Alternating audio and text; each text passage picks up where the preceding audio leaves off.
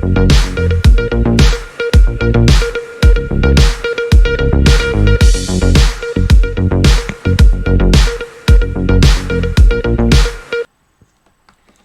वालेकुम नाजरीन, एक बार फिर हम आपकी खिदमत में हाज़िर हैं। मेरे साथ इस्लामाबाद से सीनियर तज्ज़िया निगार जनाब उमर फ़ारूक साहब मौजूद हैं। आज हम बात करेंगे जो कल पाकिस्तान में ज़िमनी इलेक्शन हो रहे हैं, और ज़िमनी इलेक्शन भी जो है वो बड़े अहम मौका पर हो रहे हैं। आप देखते हैं कि एक तरफ 14 जमातें हैं, दूसरी तरफ इमरान खान साहब की जमात है, और अब देखते हैं कि ये हुकूमत के लिए भी बड़ा टेस्ट केस सामने आ गया है कि देखते हैं कौन सी जमात जो है वो ज़िमनी इलेक्शन में वाजिया बरतरी हासिल करती है। उमर फारूक साहब, क्या समझते हैं कि इमरान खान साहब ये तमाम सीटें जीत पाएंगे? जी बिस्मिल्लाहिर्रहमानिर्रहीम। अस्सलाम वालेकुम। आसिफ कुरैशी साहब, आपके तवज्जुह से हम एक दफ़ा फिर अपने नाजरीन से हाज़िर हैं और अपना जो भी मारूज़ात हैं वो पेश करने की कोशिश करेंगे। जी आसिफ भाई, आपने बिल्कुल अच्छा सवाल उठाया पहला कि आज की बड़ी खबर ये है कि कल जो ज़िमनी इलेक्शन हो रहा है, ये कौमी असम्बली की 8 और सूबाई असम्बली की 3 नशस्तों पर ज़िमनी इलेक्शन है। और इनमें से अगर मज़ीद मैं आपको तफसील बताऊँ तो 7 कौमी असम्बली की नशस्तों पर खान साहब उम्मीदवार हैं जी। और बाकी उनके मुखालिफ वो जो है ना वो दीगर जमातें हैं। जी। और एक जो नशिस्त है मुल्तान वाली, उस पे पीपल्स पार्टी के जो साबिक़ वज़ीर-ए-आज़म हैं यूसुफ रज़ा गिलानी, उनके साहबज़ादे, और पीटीआई के जो साबिक़ वज़ीर ख़ारिजा हैं शाह महमूद कुरैशी, उनकी बेटी मेहर बानो कुरैशी का मुकाबला है। जी। मज़ीद तफ़सील अगर आपको बताऊँ तो इसकी कुछ यूँ है कि कौमी असम्बली की जो 3 नशिस्तें हैं वो पंजाब में वहाँ इलेक्शन हो रहा है, और 3 ही नशिस्तें केपीके में हैं कौमी असम्बली की, जहाँ इलेक्शन हो रहा है, और 2 नशिस्तें कराची की हैं जहाँ ये इलेक्शन हो रहा है। जी। और जो सूबाई असम्बली की नशिस्तें हैं वो पंजाब में तीनों की तीनों, और वहाँ पे इलेक्शन हो रहा है। अब यूँ एक जो असल में ये था कि ये 9 नशिस्तें बनना थी, लेकिन चूँकि आपको पता है कि वो पीटीआई के एक रुकन असम्बली अब्दुल शकूर शाद जो लियारी से मेंबर असम्बली थे, वो इलेक्शन कमीशन गए और हाई कोर्ट गए, और उन्होंने कहा कि जी मेरी मुझे बुलाए बगैर और मुझे सुने बगैर मेरा इस्तीफ़ा मंजूर किया गया, और मैं इस्तीफ़ा नहीं देता हूँ। फिर ज़ाहिर-सी बात है वो उसका शेड्यूल फिर इलेक्शन कमीशन ने मुअत्तल कर दिया था और उनकी नशिस्त बहाल हो गई थी। जो जी। खुर्रम एजेंसी की नशिस्त थी जो जहाँ से खान साहब उम्मीदवार थे, एक और नशिस्त थी, वहाँ भी इलेक्शन कमीशन ने फ़िलहाल इलेक्शन मुलतवी किया है। वहाँ के जो हालात हैं सिक्योरिटी के, उसकी बिना पर ये इलेक्शन वहाँ पे नहीं हो रहा, बाद में होगा। तो यूँ अगर अब यहाँ तजिया किया जाए तो ये बड़ा अहम ज़िमनी इलेक्शन है जी। 7 जी। नशिस्तों पे खान साहब उम्मीदवार हैं। अगर एक सीट बाय सीट में तजिया करूँ तो जो केपीके की नशिस्तें हैं सबसे पहले वहाँ आ जाते हैं। तो मर्दान की नशिस्त, जहाँ से अली मोहम्मद खान पहले वज़ीर थे, जो पीटीआई के एमएनए थे और वज़ीर थे, वहाँ जी। भी उनका मुकाबला इमरान खान का जेयूआई के मौलाना कासिम खान से है, और ये बड़ा जी। टफ मुकाबला है। और इसमें जो आसार बता रहे हैं, तजियाकार बता रहे हैं कि मौलाना कासिम खान को बरतरी हासिल है। इसी तरह चारसदा की जो नशिस्त है, वहाँ से एएनपी के जो हैं अहमद वली खान, वो उम्मीदवार हैं, और उनके मुकाबले में खान साहब हैं। तो अगर एएनपी अपने वोटर को निकाल लेती है और जमीयत उलमा इस्लाम उनका साथ दे देती है, तो अहमद वली खान भी सीट निकाल सकते हैं। जी। और इसके बाद तीसरी नशिस्त शाहपुर शहर की है, जहाँ से इमरान खान के मुकाबले में एएनपी के ही हाजी गुलाम बलोर हैं। आपको पता है बलोर ख़ानदान बड़ा पुराना सियासी जी। ख़ानदान जी। है, जी, और बिल्कुल। उन्होंने सियासी मैदान में कुर्बानियाँ भी दी हैं, और उन्होंने शहादतें भी की, और गुलाम अहमद बलोच मुतअद्दिद मरतबा यहाँ से जीते भी हैं और वज़ीर भी रहे हैं। और जी। वो अपने तिराना साली के बावजूद इस इलेक्शन में हिस्सा ले रहे हैं। तो यहाँ भी एक 1 टू 1 मुकाबला नज़र आ रहा है।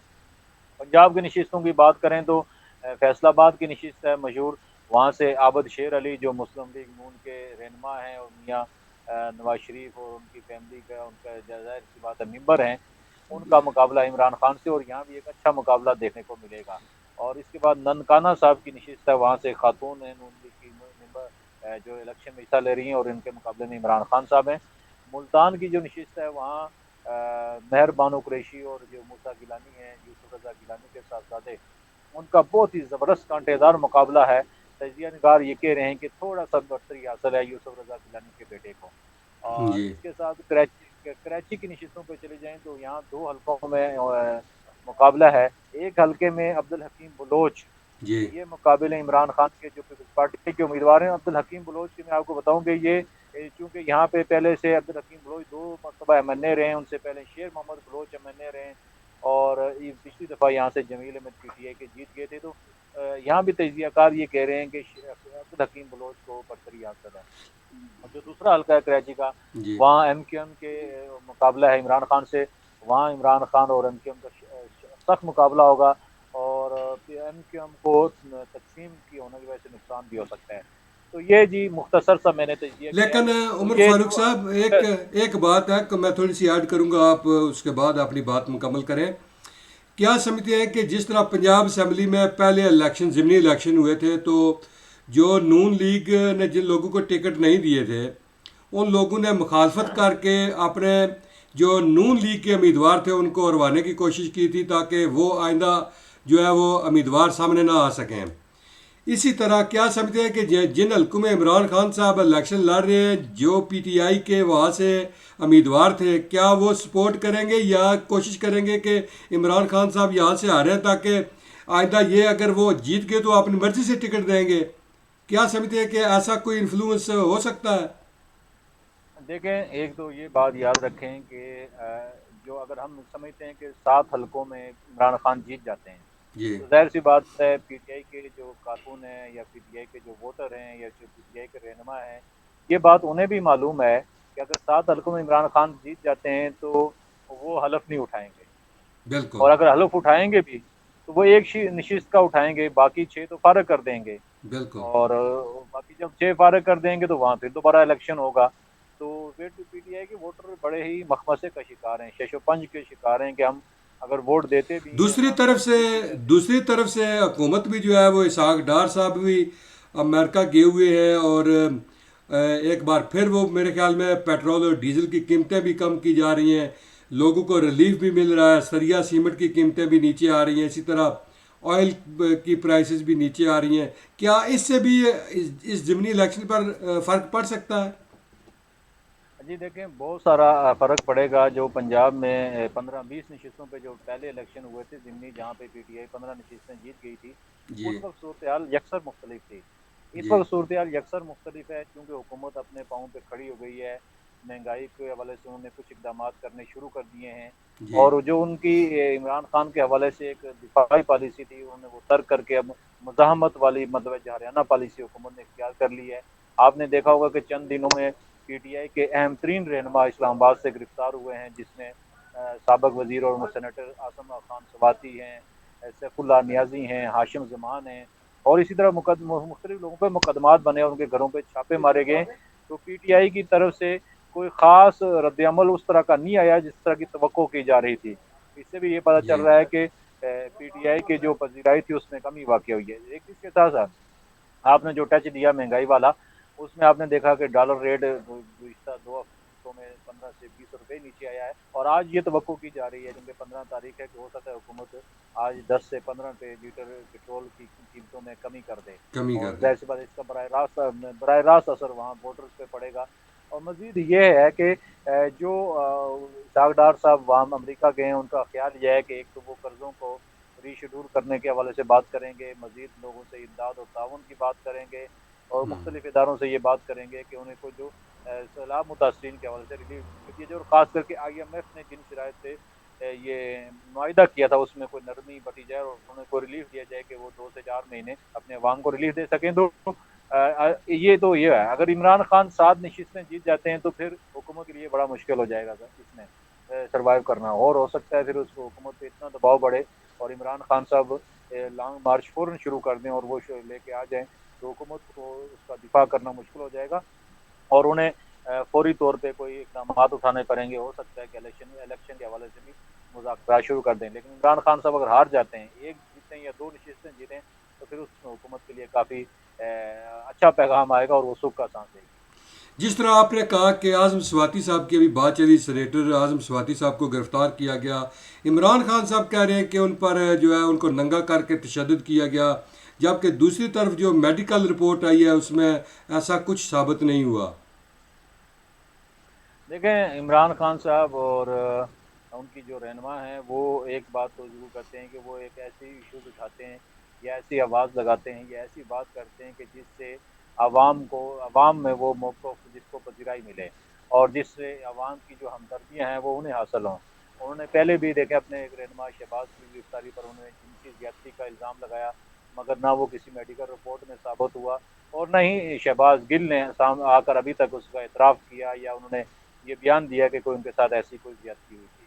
तो अब ये उन्होंने आज़म स्वाति वाला इश्यू उठाया कि उन्हें तशद्दुद किया गया। तो मेडिकल रिपोर्ट ज़ाहिर-सी बात है इसमें बड़ा सबसे बड़ा जो वो चेक है, अगर उसमें ऐसी कोई रिपोर्ट नहीं हो तो ज़ाहिर-सी बात है ये बयान सियासी बयान है और अवामी हमदर्दियाँ हासिल करने का बयान तो हो सकता है, इसमें ऐसी कोई हकीकत नहीं हो सकती। और ज़ाहिर-सी बात है जो आज़म स्वाति साहब का ट्वीट था, जिस वजह से उन्हें गिरफ़्तार किया गया, वो ऐसा ही था कि उसपे उनके लिए कुछ न कुछ तो बनता ही था। बैरिस्टर एतजाज़ अहसन पाकिस्तान पीपल्स पार्टी के बुजुर्ग और बड़े पुराने सियासी कारकुन हैं। उनके बयान को आप किस नज़र से देखते हैं कि एक तरफ पार्टी जो है वो इस्टेब्लिशमेंट के साथ काम कर रही है, चौधरी एतजाज़ अहसन, दूसरी तरफ आप देख लें कि आर्मी चीफ के ख़िलाफ़ क्या कैसे बयानात दे रहे हैं। इस सारी सूरत हाल को आप कैसे देखते हैं? क्या ये पीपल्स पार्टी का दोहरा मयार है या उनका ज़ाती बयान था? देखें, एतजाज़ अहसन का जो ये इश्यू है, वो पार्टी का पॉलिसी है नहीं कभी भी। वो अगरचे सीईसी के मेंबर ज़रूर हैं, लेकिन एक चीज़ याद रखें कि एतजाज़ अहसन वकला बार ज ज वकला जो बहाली की तहरीक हुई थी जजों की परवेज़ मुशर्रफ दौर में, उसमें मियाँ नवाज़ शरीफ के साथ खड़े थे, बल्कि वो उनकी गाड़ी ड्राइव कर रहे थे जब वो गुजरांवाला से जब एहतजाज आगे आ रहा था और जनरल इशफाक कियानी साहब का फ़ोन आया नवाज़ शरीफ को कि हम जजों को बहाल कर रहे हैं, आप वापस हो जाएँ, तो उस वक़्त आपको पता है कि एतजाज़ अहसन उनकी गाड़ी ड्राइव कर रहे थे नवाज़ शरीफ की। असल में एतजाज़ अहसन के सियासी इश्यूज़ हैं और वो जी। उन सियासी इश्यूज़ की वजह से वो मियाँ नवाज़ शरीफ या नून लीग की मुखालफत कर रहे हैं। और ये सुनने में आ रहा है, ज़राए ये बता रहे हैं कि बैरिस्टर एतजाज़ अहसन का जो बेटा है, वो आइंदा इलेक्शन में लाहौर से जो है ना पीटीआई के टिकट पे इलेक्शन लड़ना चाह रहा है और इसकी वजह से वो ये ख़्याल किया जा रहा है कि वो गुज़िश्ता कुछ अरसे से वो आज की बात नहीं है, 2-3 सालों से वो पीटीआई के हवाले से या इमरान खान के हवाले से एक नरम गोशा रखते हैं और उनकी हमायत में वो बयान देते रहते हैं और पार्टी पॉलिसी के खिलाफ वर्जी करते हैं। अब देखते हैं पीपल्स पार्टी अगर उनके इस हवाले से संजीदा है तो वो क्या इकदाम करती है। ये उनके इकदाम के बाद पता चलेगा आया ये पार्टी पॉलिसी है या बैरिस्टर एतजाज़ अहसन की अपनी सियासी जो है गेम है। इमरान खान साहब ये कहते हैं कि अगर मुझे गिरफ्तार किया गया तो अदारे क्या समझते हैं कि वो इस तरह इज्जत करा लेंगे, अगर मुझे जेल डाला गया तो मैं और ज़्यादा ख़तरनाक हो जाऊंगा। देखें जो अगर उन्होंने एक बात याद रखें, यहाँ किसी की भी गिरफ्तारी किसी के लिए भी कोई मुश्किल पैदा नहीं करती। नवाज शरीफ अगर गिरफ्तार हो गया, शहबाज शरीफ अगर गिरफ्तार हो गया, आसिफ जरदारी अगर गिरफ्तार हो गया, बेनज़ीर अगर गिरफ्तार हो गई, तो वहाँ अगर कोई भूचाल नहीं आया तो इमरान खान की गिरफ्तारी से भी कोई ऐसा भूचाल नहीं आने वाला। अगर हाँ इमरान खान ने कोई ऐसा लॉन्ग मार्च किया जिसमें तशद्दुद हुआ, लाशें गिरी, तो खान साहब ज़रूर गिरफ्तार होंगे और जी। फिर शायद अदालतें भी उनको कवर ना कर सकें, उनको छतरी फराहम ना कर सकें। औ और अगर खान साहब ने कोई पुरअमन मार्च किया जिसमें कोई वायलेंस ना हुई तो वो गिरफ्तार करने की ज़रूरत ही नहीं पड़ेगी। और हुकूमत के जो शामिल जमातें हैं, जी दीगर पार्टी और दीगर, उनका ख़्याल ये है कि खान साहब को गिरफ्तार ना किया जाए, इनको दौड़ाया ज़्यादा जाए, भगाया ज़्यादा जाए और गिरफ्तार ना किया जाए। ये बताएं कि हाशिम डोगर को वजीर दाखिला पंजाब के ओहदे से क्यों हटाया गया? आज देखें इसमें बड़ी सीधी-सी बात है, हाशिम डोगर ने अपने एक ट्वीट में खुद भी इसका इज़हार तो कर दिया है कि वो उनकी जगह उमर सरफराज चीमा को, जो साबिक़ गवर्नर है, उन्हें मुशीर दाखिला इमरान खान बनाना चाहते थे। एक वजह तो ये है। दूसरी बात ये है कि हाशिम डोगर उस तरह नहीं प्ले कर रहे थे जिस तरह इमरान खान साहब की ख्वाहिश थी। मसलन उनकी ख्वाहिश थी कि जो 25 मई पे जो कारकुनों पे तशद्दुद हुआ था, रहनुमाओं को जो लॉन्ग मार्च करने के दौरान पंजाब भर में जिस तरह उनके रहनुमाओं को गिरफ्तार किया गया और उन पे मुकदमात कायम किए गए, तो उनका ख्याल था इमरान खान का कि हाशिम डोगर का सख्त एक्शन लेंगे, पुलिस अफसरान को मुअत्तल करेंगे, पुलिस के खिलाफ इंक्वायरियाँ करेंगे और नून लीग के रहनुमाओं को न सिर्फ मुकदमात कायम करेंगे बल्कि उन्हें गिरफ्तारियाँ भी करेंगे। हाशिम डोगर साहब ने इतना तो किया कि वो जो 25 मई के वाक़यात थे, इंक्वायरियाँ तो करवाई और कुछ लोगों के तबादले तो किए और नून लीग के रहनुमाओं पे मुकदमात भी कायम किए, लेकिन उससे आगे वो नहीं जा सके। ज़ाहिर-सी बात है, कानून एक हद तक उन्हें भी इजाज़त देता था, उससे आगे वो जा नहीं सकते थे। तो एक तो इस वजह से वो उनकी तवक्कुआत पे पूरा नहीं उतरे। दूसरा, हाशिम डोगर साहब के जो बयानात थे वो खान साहब को पसंद नहीं थे। आपने देखा होगा कि माज़ी में उन्होंने जब शहबाज गिल पे इन्होंने इल्ज़ाम लगाया कि अडियाला जेल में तशद्दुद हो रहा है, तो वो हाशिम डोगर साहब वहाँ तशरीफ़ लाए और उन्होंने कहा जी कोई ऐसी तशद्दुद की जो है ना वहाँ मुझे रिपोर्ट नहीं मिली, ना ऐसा हुआ है। इसी तरह आपने भी अभी पिछले दिनों उनका बयान आया कि वो जब लॉन्ग मार्च होगा तो हम अपने हुकूमती सतह पे ऐसी कोई किसी जो है ना फ़ोर्सेस को उसकी हमायत नहीं करा सकते। तो उनके जो बयानात थे उससे इमरान खान साहब को ये खदशा था कि शायद वो एस्टेब्लिशमेंट के साथ राब्ते में हैं और वो मेरी पॉलिसियों के बजाय एस्टेब्लिशमेंट की पॉलिसियों को फॉलो कर रहे हैं, जिसकी वजह से उन्हें इस्तीफ़ा देना पड़ा है। आखिरी सवाल का जवाब दें कि क्या वजह है कि जब भी नून लीग बरसर इक़्तिदार आती है तो इनके केस ख़त्म होना शुरू हो जाते हैं। वज़ीर आज़म शहबाज शरीफ और हमजा शहबाज का केस बाइज़्ज़त बरी कर दिए गए। मरियम नवाज साहबा बाहर आकर खामोशी से बैठ गई हैं। इसके पीछे क्या राज चल रहा है? देखें, ये जो भी आता है वो डील करके ही आता है। तो जब डील होती है तो वो डील इक़्तिदार के लिए नहीं होती, वो डील इसके लिए भी होती है कि उन्हें जो मुकदमात बनाए गए उन्हें रिलीव किया जाएगा। अच्छा, दूसरी एक हम इसको अगर तजिया करें तो कुरैशी साहब, कुछ मुकदमात वो होते हैं जो सियासी बुनियादों पर बनाए जाते हैं, जिसका मकसद ही सियासी होता है, सियासी ब्लैकमेलिंग के हैं या सियासी भाव-ताव के हैं या सियासी लेन-देन के हैं। वो मुकदमात वक़्ती होते हैं तो उनको दबाने के लिए होते हैं। तो वो मुकदमात ने लामाला एक न एक दिन ख़त्म होना होता है। तो ऐसे जो मुकदमात जो सियासी बुनियादों पर बनाए गए थे, लाज़िमन उन्होंने ख़त्म होना था। मसलन इसको अगर मैं मिसाल दूँ कि अभी इमरान खान साहब पे कई मुकदमात हैं। मसलन आप उनको कहें कि ये जो दहशतगर्दी का दफ़ा लगा दी गई थी जी और इसी तरह दफ़ा 144 की खिलाफवर्जी लगा दी गई, तकरीर की तो ये वो मुकदमात हैं जो खान साहब अगर बरसे इक़्तिदार आते हैं या कोई और हुकूमत आती है तो उन्होंने ख़त्म ही होना है। जी। हाँ, जो करप्शन के मुकदमात थे, कल तो आर्मी उनमें चीफ सवाल तो फिर वही यही है। जनरल जावेद कमर बाजवा साहब की मुलाकात भी हुई है मियाँ शहबाज शरीफ साहब से। जी, वो तो ज़ाहिर-सी बात है, वो कौमी सलामती कमेटी का इजलास था, उसके बाद मुलाकात होना तय थी और उस मुलाकात में ज़ाहिर-सी बात है मुशावरत उन्होंने की होगी, नए जी आर्मी चीफ के तकर्रुर के हवाले से भी और मुल्क की जो सूरत-ए-हाल है इस वक़्त चल रही है, इसके हवाले से भी और लॉ एंड जो सूरत-ए-हाल है उसके हवाले से भी।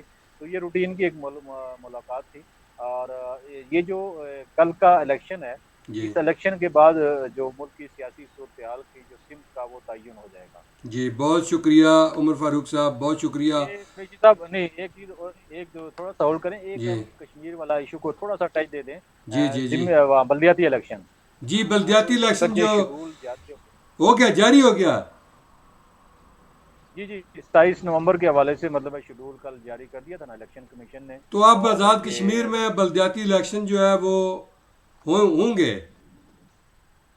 जी 27 नवंबर का आया है ना, लेकिन इसमें हमारा ये कहना है कि अगर ये 30 साल बाद बल्दियाती इलेक्शन होंगे, बड़ी खुशाइन बात है कि जो इख्तियारात हैं और वो निचली सतह पर मुंतकिल किए जाने की बात है। लेकिन मुझे इसमें तहफ़्फ़ुज़ात ये हैं कि 27 नवंबर आज़ाद कश्मीर में आपको पता है कि बर्फ़बारी शदीद होती है, शदीद ठंड होती है और बाज़ इलाके वो होते हैं जहाँ पे बर्फ़बारी की वजह से तो लोगों का ज़िंदगी जो है ना बिल्कुल रुक जाती है। जी, तो मुझे समझ नहीं आई कि ये इलेक्शन कमीशन ने किस तरह शेड्यूल ये एक जारी कर बार दिया फिर है। कैंसिल कर देंगे कि इनके लिए क्या मसला है। ये कोई हाँ, पिछले 5 साल से इलेक्शन जो है आ रहे हैं, फिर कैंसिल हो रहे हैं, फिर हुकूमत जा रही है, फिर कैंसिल हो रहे हैं। ये भी कैंसिल हो जाएंगे। मुझे तो ऐसे ही लग रहा है कि हाँ, हो सकता है मार्च अप्रैल तक चले जाएँ। मार्च अप्रैल तक जाएंगे, देख लेना ये जाएंगे। ये तो वक्ती उन्होंने, क्योंकि सुप्रीम कोर्ट का फैसला है और फैसले की रोशनी में ज़ाहिर इलेक्शन कमीशन को ये इकदाम उठाना पड़ता था। लेकिन हुकूमत जब इलेक्शन करीब आएंगे, देख लेना एक बार फिर चली जाएगी कि हमें कोई थोड़ा मौका दें, अभी वहाँ पर हालात बेहतर नहीं है। बहरहाल इलेक्शन होने चाहिए, इलेक्शन बहुत ज़रूरी है। बल्दियाती सतह पर, निचली सतह पर इकदार मुंतकिल होना चाहिए ताकि जो एक अरसा से जो जमूद है वो ख़त्म होना चाहिए। इसके अलावा जो है, आप क्या समझते हैं कि आज़ाद कश्मीर का जो, क्योंकि बड़े अरसे के बाद इलेक्शन हो रहा है, ये जमाती बुनियादों पर होना चाहिए या गैर जमाती बुनियादों पर? नहीं, जमाती बुनियादों पे ही होंगे इलेक्शन। नहीं, आपके और ख्याल में इसमें क्या कोई होना शक चाहिए? जाहिर है। नहीं, देखें, हम ये समझते हैं कि सियासी कारकुन के लिए ये अच्छी बात है कि जमाती बुनियादों पे इलेक्शन हो। इससे जमात निचली सतह तक जाती है और जमात का जो कारकुन होता है उसको पज़िराई मिलती है।